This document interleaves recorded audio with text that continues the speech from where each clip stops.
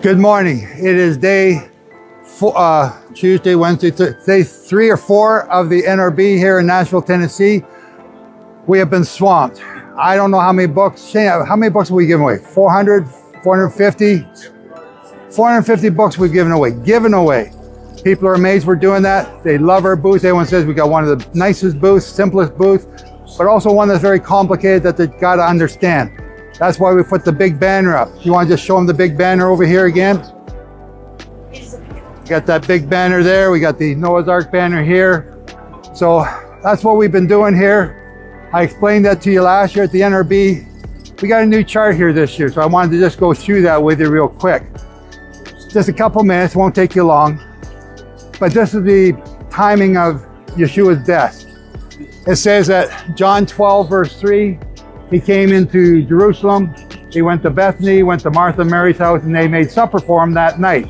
So that's a supper meal, that's Friday night Shabbat. The next day, all the people come into Jerusalem. There's the verses there, John 12:9, and they're meeting and expecting Yeshua. It's the 10th day of Aviv.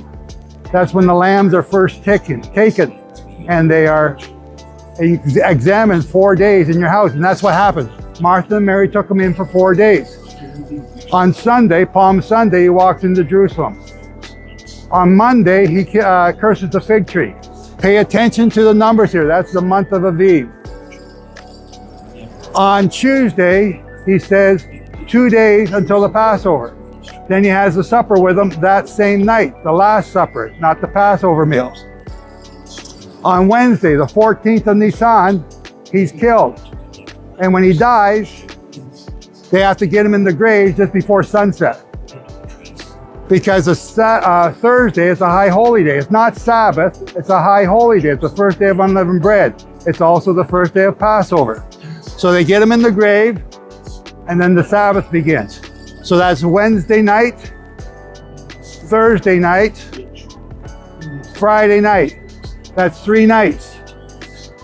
Then we got Thursday day, Friday day, Saturday day. That's 3 days and 3 nights. If your Messiah is not keeping or in the grave for 3 days and 3 nights, he's not the Messiah. If he's only in the grave from Friday until Sunday morning, he's not the Messiah. Again, look at it. Wednesday night, Thursday night, Friday night, 3 nights. Thursday day, Friday day, Saturday day, 3 days and 3 nights. And he comes out of the grave at the end of the Sabbath.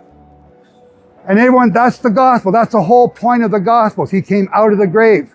And when he comes out of the grave, Saturday night, he leads, okay, this is Matthew 27, verse 53.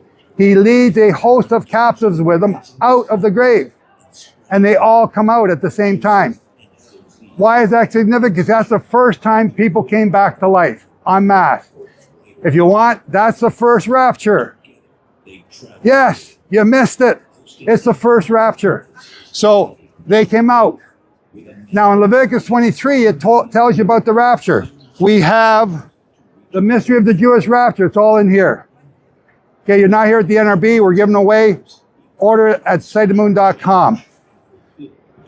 That's the first rapture. That took place in 31 AD. He came out of the grave, and the first thing he says to Mary, don't touch me. Don't touch me. Why? Why did he say that? You know, Mary's got cooties, I guess. I don't know why did he say it. Because I've not yet ascended to my Father. Yet Sunday, he did tell the apostles, look, stick your hand in here. Look, I'm alive. I'm real. I was dead. Now I'm alive. What changed? He ascended to the Father. When did he do that? At 9 a.m. 9 a.m. is when they make the wave offering. Leviticus 23 tells you to bring the first fruits to make a wave offering. Here it is, right here. They mark the barley before the Sabbath. What's the marking of the barley? In Leviticus or Matthew 27, it says the graves were marked. They were raised up. After he died, the graves were raised up. They marked the barley. That's what this is. And coming out of the grave after his resurrection at the end of the Sabbath. At the end of the Sabbath is when the sun sets. When the sun sets at the beginning of the first day of the week. That's Sunday. starting at sunset. So what's going on? After the Sabbath, so here's a ritual that's in the Temple Institute. These pictures are all from the Temple Institute. I didn't make them up. They go out after the Sabbath. Is this the barley? Yes. Is this as the sun set? Yes. Is this a sickle? Yes. Is this the basket I put it in? Yes. There's this whole ritual that they go through. It's a big celebration. Then they take the barley, they cut it, harvest it, let it stand overnight, and they bring it into the temple the next morning. That's what this guy's doing. Then they thresh it, and then they put it into a fire to burn the husk off. Once they got the husk off and got the moisture out, then they put the flour in the grind. That's what this guy's doing. Then they send it through 7 sieves. And after the 7 sieves, they put it in a big bowl with oil and frankincense.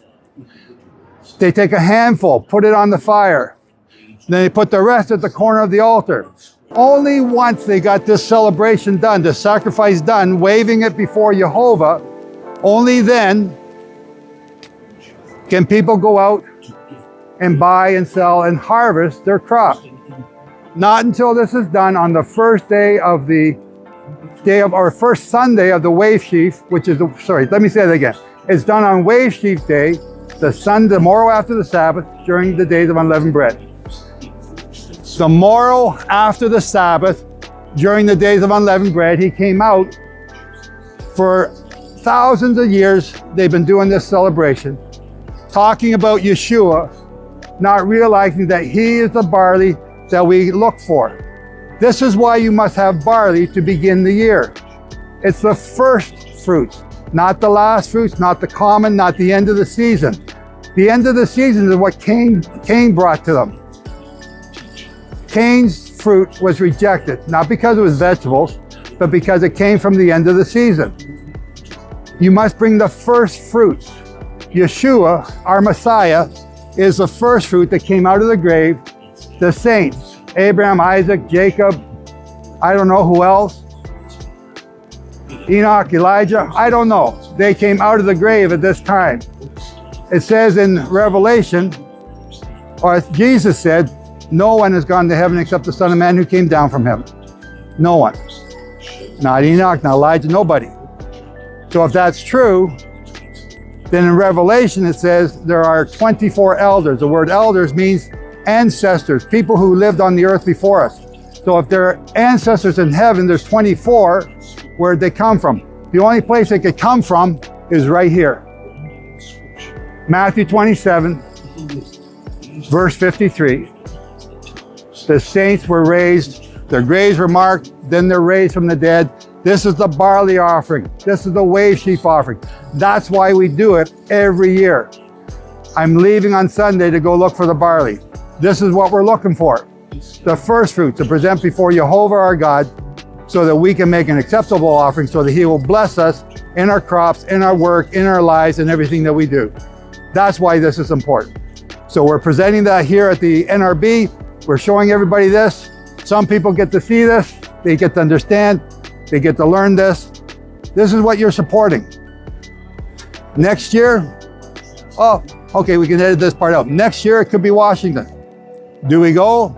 Do we not go? Depends on you. So take this. This is the new teaching. Take it, share it. It's very simple. We did that in a few minutes. Tell other people about it.